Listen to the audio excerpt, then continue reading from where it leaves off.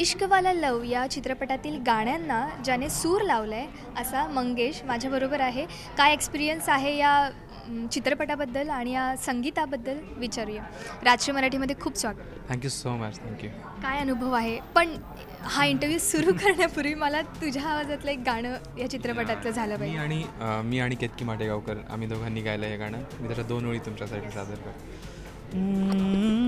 का फिरू सांग मागे सांगया गुंतण्याला कोणते नाव देऊ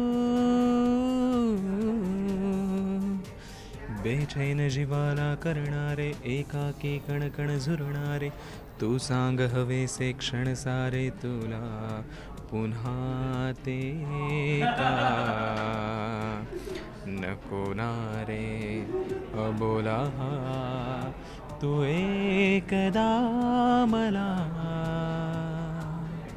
समजून घेशील ना परतून येशील ना. काय गोडवा आहे या गाण्यामध्ये खरंच ना.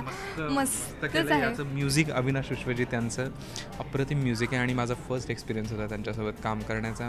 खूप मजा आली हे गाणं गाताना. मी आणि केतकीने आम्ही आमच्या परीने 101% द्यायचा प्रयत्न केला आणि सध्या हे गाणं सर्व रसिकांना खूप आवडते. So we are very happy. आणि शब्द खूप छान लिहिलेत गुरु ठाकूर यांनी. सो एक ऑल टुगेदर या फिल्मचा जो म्युझिकल पार्ट आहे, म्युझिकल ॲल्बम जो आहे त्यात 11 गाणी आहेत आणि it's a treat. It's a वेगवेगळी फुलं एकत्र आली आहेत आणि त्याचा एक सुंदर बुके असं म्हणता येईल आपल्याला.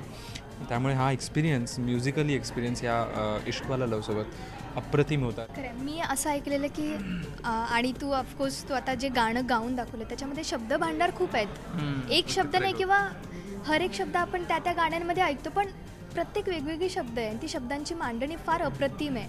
तर हे गाणं गाताना किंवा हे एक शब्दांची मांडणी तुझ्यापर्यंत आली तर कसं वाटलं तुला? ज्या दिवशी आम्ही रेकॉर्डिंगला गेलो, मस्त किस्सा आहे. तिकडे गुरु ठाकूर होते बसून. गुरुदादा होतात आणि तो व्यवस्थित लक्ष देत होता आम्ही कसे प्रोनाऊन्स करतो आहे, काय करतो आहे. आणि केतकी गेली मध्ये. केतकीने गायला सुरुवात केली आणि तेव्हा ते कळत होतं की खूप एकत्र शब्द आहेत. आपल्याला त्या ह्याच्याने ते पोचवले पाहिजेत की प्रत्येक शब्द पण ऐकू आला पाहिजे, प्लस त्याचा इमोशन्स पण पोचल्या पाहिजेत. सो अविनाश विश्वजित होते, दोघंही तिकडे होते. गुरुदादा होता, रेणू होती.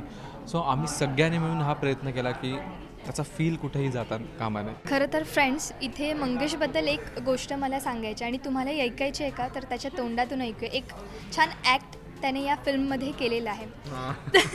तर एक सरप्राईज आहे, म्हणजे तुझे जे फॅन्स आहेत ना त्यांना अगदी सरप्राईज आहे. एक छोटा ॲक्ट केलेला आहे, काय सांग? छोटा गेस्ट रोल केला आहे आणि त्याचं आय थिंक मी क्रेडिट रेणूला देईन, बिकॉज तिने अचानक एक दिवस मला फोन केला आणि सांगितलं मला एक रोल आहे छोटा आणि पण तो त्याला एक खूप इम्पॉर्टन्स आहे फिल्ममध्ये, पण मला ते ॲक्टिंग प्रॉपर ॲक्टर असतो त्याच्याकडून नाही करून घ्यायचा. एक वेगळी पर्सनॅलिटी हवी आहे जी आपल्या इंडस्ट्रीतलीच आहे पण काहीतरी वेगळं जे ॲक्टिंग नाही करत.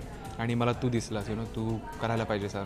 म्हटलं मी डान्स वगैरे केला आहे स्कूलमध्ये पण ॲक्टिंग मी कधी अजून हात नाही लावला रे. पण तिने सांगितलं मस्ट होईल यार, आम्ही सगळे आहोत. आणि तिला पण मी थँक्स म्हणेन या निमित्ताने आणि पूर्ण इश्कवाला लव टीमला, बिकॉज त्या सगळ्यांनी त्या शॉटच्या वेळी सगळ्यांनी सपोर्ट केला.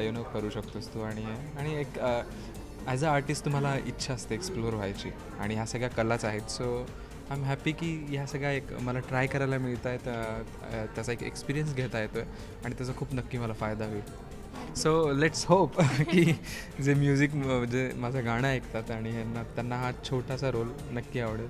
नक्कीच. फ्रेंड्स, तुम्ही इथे पाहताय मंगेशला, तो किती खुश आहे. खरं तर तुम्हाला आता हा मंगेश फक्त सिंगर म्हणून नाही ओळखता येणार आहे, तर ॲक्टर म्हणूनही काही दिवसांमध्ये तो आलेला आहे ॲक्टर म्हणून, पण त्या क्षेत्रात तो हळूहळू प्रगती करणार आहे. सो फ्रेंड्स, मंगेशने जो काही ॲक्ट केला आहे तो तुम्ही नक्की बघा. Thank you so much. या मेहनतीला नक्कीच रंगत येणार आहे. Thank you so much. Camera person फैजानसह आर्या इले, राजश्री मराठी.